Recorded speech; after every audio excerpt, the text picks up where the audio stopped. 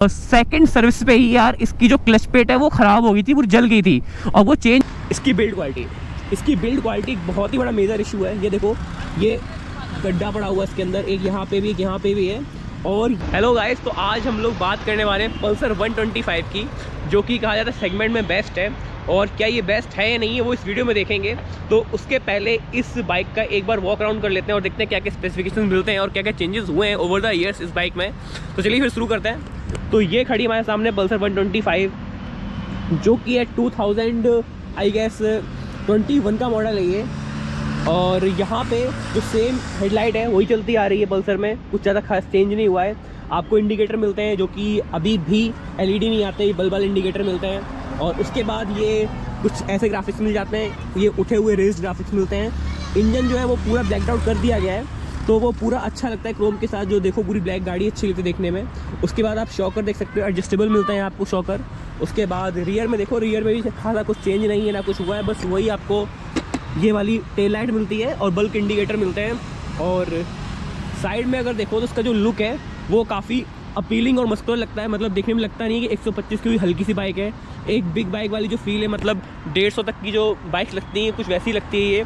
तो ये वही इसका मतलब मोटो भी था कि जो लोग 150 नहीं ले पा रहे हैं या और हैवी नहीं ले पा रहे हैं, तो उनको 125 में थोड़ा सा अच्छा लुक मिल जाए।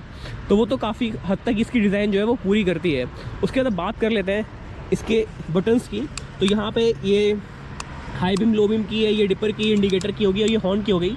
एंड उसके बाद इस साइड में हमको बटन मिलती है, किल स्विच की मिलती है और उसके बाद ये स्टार्ट की मिलती है। उसके बाद इंडिकेटर देख लेते हैं, इसका इंस्ट्रूमेंट क्लस्टर देख लेते हैं। इंस्ट्रूमेंट क्लस्टर में हमको ज़्यादा कुछ नहीं मिलता है, बस स्पीड के लिए मिल जाता है, मीटर के लिए मिल जाता है और आरपीएम मिल जाता है। उसके बाद जो ट्रिप मीटर है, उसके बाद सेट कर सकते हैं हम ट्रिप मीटर, 2 ट्रिप मीटर मिलते हैं और ये इसका डिस्टेंस वाला। उसके बाद बाकी जो है हमको यहाँ पे न्यूट्रल मिल जाता है, हाई भी मिल जाता है, इंजन के लिए मिल जाती है एक बटन और ये मिल जाता है इंडिकेटर के लिए, जो कि कुछ ऐसी चलती है। तो ये जो इसकी ओवरऑल डिज़ाइन की थी वो कंप्लीट हो गई यहाँ पे। उसके बाद अब देखते हैं इसकी कैसी इंजन की क्वालिटी है, वो देखते हैं कि हमको इंजन में मिलता है परफॉर्मेंस के हिसाब से कैसी है ये बाइक्स। तो अगर इसकी इंजन की बात करते हैं तो इंजन में हमको 124.4 सीसी का इंजन मिलता है, जो कि है 4 stock 2 volt twin spark BS6 compliant DTSI का इंजन मिलता है हमको, जो कि काफ़ी अच्छा एक पावर प्रोड्यूस करके देता है हमको। जिसमें मैक्सिमम पावर मिलती है वो 11.8 PS की मिलती है 85,000 RPM पे। और जो मैक्सिमम टॉर्क है वो उसका मिलता है 10.8 न्यूटन मीटर का, वो भी 6500 RPM पे। तो ये तो कुछ इसकी बात रहेगी। और ब्रेकिंग में देखा जाए तो आगे जो हमको डिस्क ब्रेक मिलता है और जो पीछे है वो हमको ड्रम मिलता है। और इसकी जो फ्यूल कैपेसिटी है टैंक की वो 11.5 लीटर है। और बाकी तो ओवरऑल जो चीज़ें हैं वो कूल हुई, मतलब कवर हो ही गई हैं। और जो इसमें कूलिंग की सिस्टम है वो एयर कूल्ड है, ना ये ऑयल है ना कुछ और है, तो नॉर्मल है, बस खुला ही हुआ है। और बाकी हमको सबसे अच्छी चीज़ मिलती है जो कि IX की बाइक में मिसिंग हो रही है, वो है किक। तो हाँ, बिल्कुल इसमें एक किक मिल जाती है। तो अगर आपका इन केस ख़राब हो जाता है तो आप मस्त किक मार के स्टार्ट कर सकते हैं इसको। और इसमें आपको 5 स्पीड का गियर बॉक्स मिलता है। तो आई होप जो बाकी सारी चीज़ें हैं वो कवर हो चुकी हैं। और बाकी जो उसकी कैसी राइड क्वालिटी है वो जो है चला के बात करते हैं। और बहुत सारी जो चीज़ें हैं वो चलाते हुए बात करना चाहता हूँ, बट एक चीज़ मैं भूल गया वो दिखाना, इसकी बिल्ड क्वालिटी। इसकी बिल्ड क्वालिटी बहुत ही बड़ा मेजर इशू है। ये देखो, ये गड्ढा पड़ा हुआ है इसके अंदर, एक यहाँ पे भी, एक यहाँ पे भी है। और ये कब पड़ा था मैं आपको बताता हूँ। हम लोग गए थे इसको लेके नैनीताल गए थे आई गेस। और उसके बाद क्या हुआ, वहाँ पे बस ये बाइक छोड़ के चले गए हम लोग। और जब वापस आए तो देखा इसमें डेंट पड़ा हुआ था और कहीं ऐसा कुछ था नहीं कि बाइक गिरी हुई है, कुछ हुआ हो। तो कुछ गाड़ी जा रही हो, कुछ लोडर लगा हो, सामान उसमें हल्का सा दब गया हो, कुछ भी हुआ गया हो, मतलब बहुत ही माइन्यूट था। और देख सकते हैं उसके बाद भी इसका ये हाल हो गया। उसके बाद ये भी कैसे हुआ पता नहीं चला। मतलब कोई बहुत बड़ा मेजर एक्सीडेंट नहीं हुआ, ना कहीं बहुत बड़ी गिरी, ना कुछ और टूटा। लेकिन इसकी जो क्वालिटी टैंक की वो बहुत ही ज़्यादा ख़राब है यार। मतलब तुरंत ही ऐसे कौन पिचकता है यार। और आप देखो कहीं बाइक में कोई भी स्क्रैच नहीं है, पूरी स्क्रैच लेस बाइक है, बस खाली टैंक पिचक गया है। तो इसका मतलब इसकी जो टैंक की क्वालिटी है वो थोड़ी सी तो क्वेश्चनेबल बनती है। और जो राइड क्वालिटी है वो भी चलाते हैं और चलाते टाइम बात करते हैं। तो फिर चलो चलाते हैं इससे।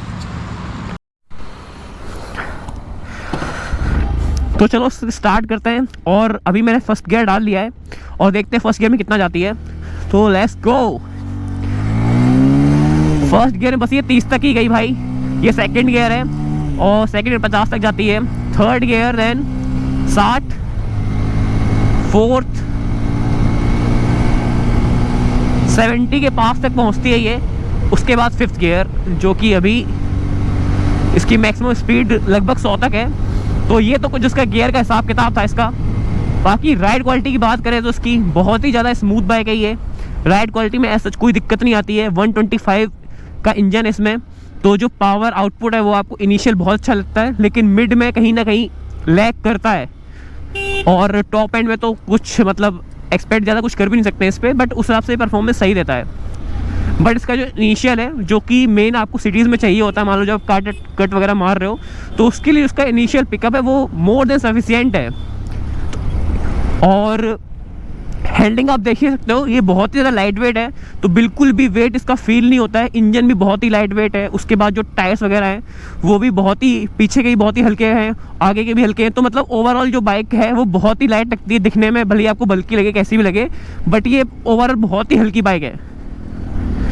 और इसकी अब हैंडलिंग इतनी अच्छी है कि आप आराम से ऐसे ऐसे करके चलाओगे तो बिल्कुल आपको लगेगा नहीं कुछ भारी बाइक है, कुछ भी, बहुत आराम से निम्बल होती है ये। और बस प्रॉब्लम यही है कि ये हाई स्पीड्स के लिए बिल्कुल भी नहीं है। अब आप देख सकते हो कि भी 70 की स्पीड है और ये 6000 RPM पार हो चुका है, तो ये है। तो हाई स्पीड पे कहीं ना कहीं स्ट्रगल करती है।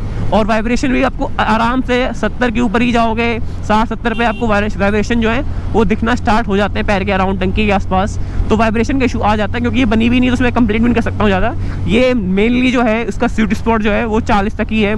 और ये सिटी राइड्स में अगर आप 40 पे चला रहे हो आराम से, तो दिन भर आपका आराम से काटेगी। और अगर इसकी माइलेज की बात करें तो माइलेज जो है वो लगभग 50 के आसपास दे देती है अगर आप अच्छे से चलाते हो, 40 के आसपास।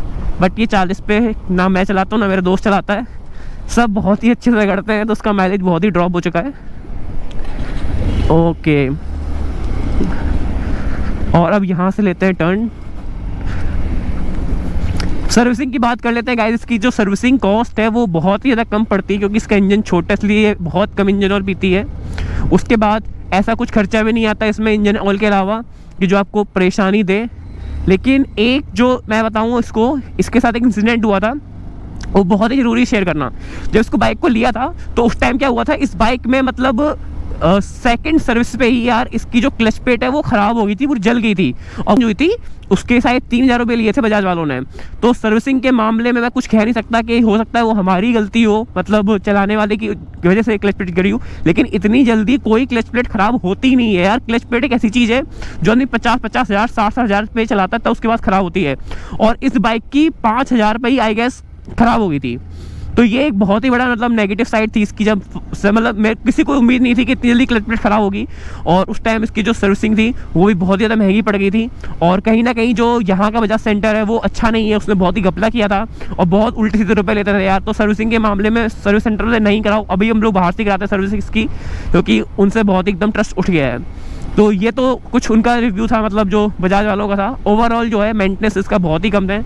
उसके बाद कोई दिक्कत नहीं आई जब से हम लोग बाहर सर्विसिंग करा रहे हैं इसकी, ना क्लच प्लेट जली है ना कुछ हुआ है। तो बाकी आप देख ही सकते हो बाइक बहुत ही निम्बल है। अगर आप मार्केट एरिया में चला रहे हो ट्रैफिक वाले में, तो उसके लिए बहुत ही प्यारी बाइक है। और ब्रेकिंग में फ्रंट तो अच्छा है, लेकिन पीछे ड्रम की वजह से कहीं ना कहीं जो कॉन्फिडेंस है वो लूज़ होता है।